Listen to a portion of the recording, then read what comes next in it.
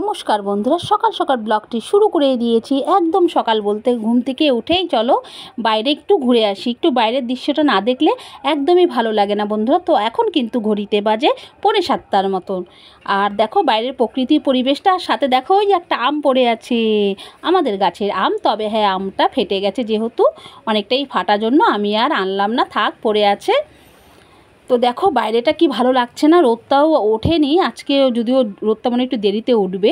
আর গাছের পাতাগুলো একটুকু নড়ছে না, সুন্দর লাগছে, বেশ ভালো লাগছে। গরমটা একটু কম লাগছে এই মুহূর্তে, যদিও রোদটা উঠলে হয়তো গরমটা একটু বেশি লাগতো।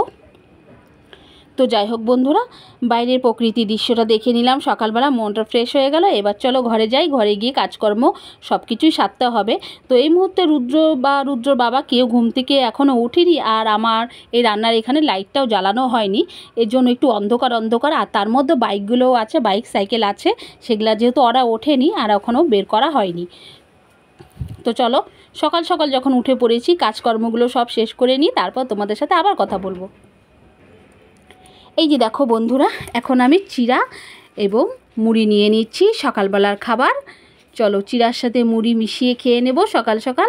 সকাল বলতে এখন কিন্তু ঘড়িতে বাজে বেলা 10টা। হ্যাঁ, 10টার সময়, সাথে একটু চিনিও নিয়ে নিলাম। এই এখন রুদ্র বাবাকেও এটা খেতে দেব। আর আমি এখন কি খাবো বলো তো? এখন আমি খাবো অবশ্যই চা, কারণ আমি সকাল 10টার সময় টিফিন করি না, আমার প্রায় টিফিন করতে করতে 11টা বাজে। তো আমি দেখো চা বসিয়েছিলাম, চাটা আমার হয়ে গেছে, ছেঁকে নিয়েছি। আর তোমরা সবাই জানো, যারা আমার রেগুলার বন্ধু, যারা আমার রেগুলার ভিডিও দেখো, তারা নিশ্চয়ই জানো যেহেতু আমি 8 কাপ চা খাই।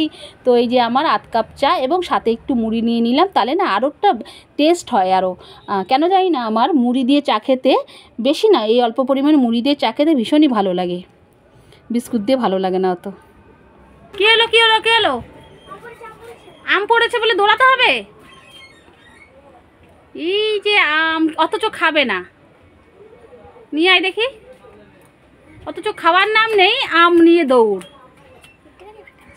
এত উঁচা থেকে পড়লে তো ফাটবেই, কিন্তু আমটা দেখতে কিন্তু সেই। হ্যাঁ, তা আমটা কেটে দেবো, খাবি? আচ্ছা দে, বাটি দে, জল দে। এবার একটু কল থেকে ধুয়ে নিয়ে আসো, যাও।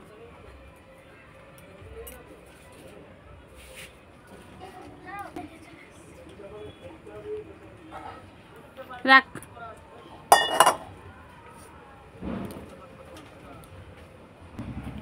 একটুতেই রুদ্রের স্বভাব, একটু কিছুতেই হাত পা ধুতে যাবে, আর এই করে করে ঠান্ডাটাও লেগে যায়। এদিকে আয়। আমটা যখনই কাটতে নিয়েছি, তো কাটার সময় দেখো আমের কালারটা কি সুন্দর লাগছে। কাটার সময় ভাবছি আমটা ছুলবো কি ছুলবো না। আমটা যেহেতু গাছ পাকা আম, নরম হয়েছে, তো ভাবলাম যে না থাক, ছুলবো না, না ছুলেই ওকে কেটে দিই।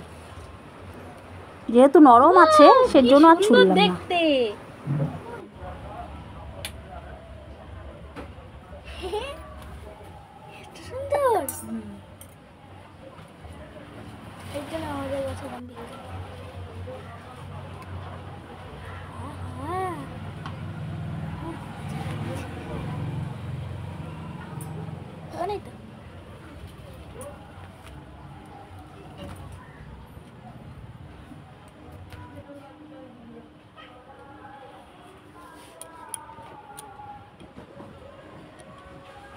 মিষ্টি আছে? মিষ্টি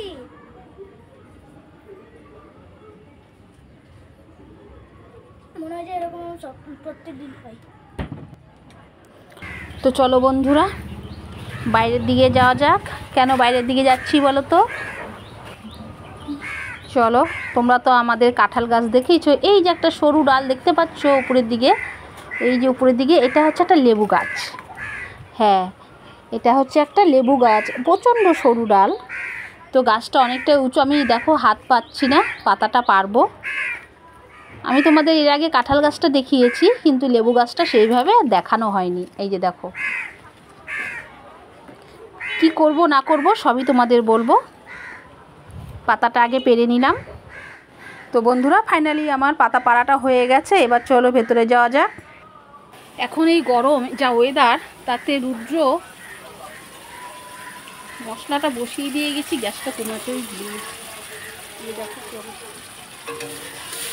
আর একটু হলে পুরা লেগে যাচ্ছিল। সে যাই হোক, আসলে গাছটা একটু উঁচা, আমি হাতে লাগুটা কম পাচ্ছিলাম, আর যেহেতু লেবু গাছ তো কাটা আছে, কাটার খোঁচাও লেগেছে। সে যাই হোক, পাতা নিয়ে আসলাম।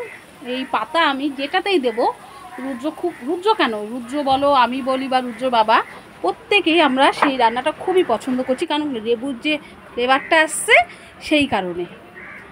আর তো এখন ইদানিং কয়েকদিন আমি কয়েকটা রান্নাতেই মোটামুটি দিচ্ছি লেবুর পাতা, ফলে খুব ভালো হচ্ছে, খেতেও ভালো লাগছে। আর গরমে তো অনেক সময় রিচ খাবারটা ভালো লাগে না, কিন্তু লেবু পাতা দিলে লেবুর গন্ধটা, আর এটা কী লেবু এখন আমি বলতে পারবো না, কারণ আজ পর্যন্ত লেবু গাছটাতে লেবু হয়নি, বারবারই ফুল হয়।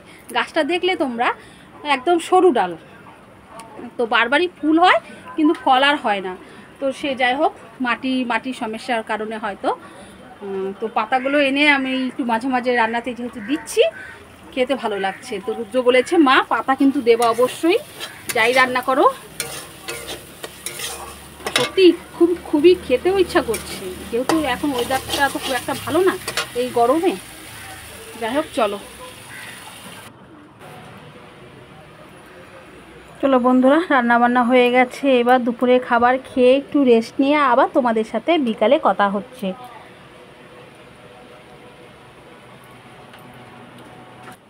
বিকালে দেখো কাজে বসে গেছি, আর এই গরমের মধ্যে কাজকর্ম করতে করতে ঠিক মতন কাজও আমার কমপ্লিট হয় না। তো দেখো, একটু ফাঁক পেলে মনে হয় কাজটা করে নিই। আসলে নানা রকম কাজ, এটা আমি অবশ্য আমার হাতের কাজ হিসেবে করি যখন মর্জি হয়। আমরা মেয়েদের কাজ কি কখনো কম থাকে? সংসারের কাজ, সব কাজ, তারপরে ছেলের এখন পড়া, বলেছে মা লিখে দিতে হবে, কোশ্চিন লিখে দাও। তো ওকে এই কোশ্চিন লিখতে, তো এইসব কাজের চাপে আজকে আমি একদম ভুলেই গেছি যে বাইরে জামা কাপড়গুলো মেলা আছে, একদম ভুলে গেছি। আমার এতক্ষণে মনে পড়লো যে বাইরে জামা কাপড়গুলো আছে। তো রুদ্র বলল যে মা তোমাকে যেতে হবে না, তুমি লিখে দাও, আমি জামা কাপড়গুলো তুলে নিয়ে আসছি। তো রুদ্র গেল জামা কাপড়গুলো তুলতে। ভালো লাগছে, মার অসুবিধা হচ্ছে, মা এদিকে কাজে ব্যস্ত আছে, ছেলে বুঝতে পেরে সেটা করছে আমার কাছে। তো বন্ধুরা দেখো, এই যে দেখো রুদ্র সব জামা কাপড়গুলো তুলে নিয়ে আসছে। তো তুই ওটা রাখ, আমি পরে ভাঁজ করে রাখবো। আরে নে, তোর লেখা হয়ে গেছে, চলো পরে আবার কথা হবে। তো বন্ধুরা, আজকের মতো ভিডিওটা এখানেই শেষ করলাম। তোমরা কিন্তু অবশ্যই কমেন্ট করে জানাবে আমার এই ভিডিওটা তোমাদের কেমন লাগলো। আর এটা কিন্তু চলছে রাতের খাবার, এখন কিন্তু রাত্রি 10টার মতো বাজে। আজকের মতো তাহলে টাটা, তোমরা সবাই ভালো থেকো, সুস্থ থেকো।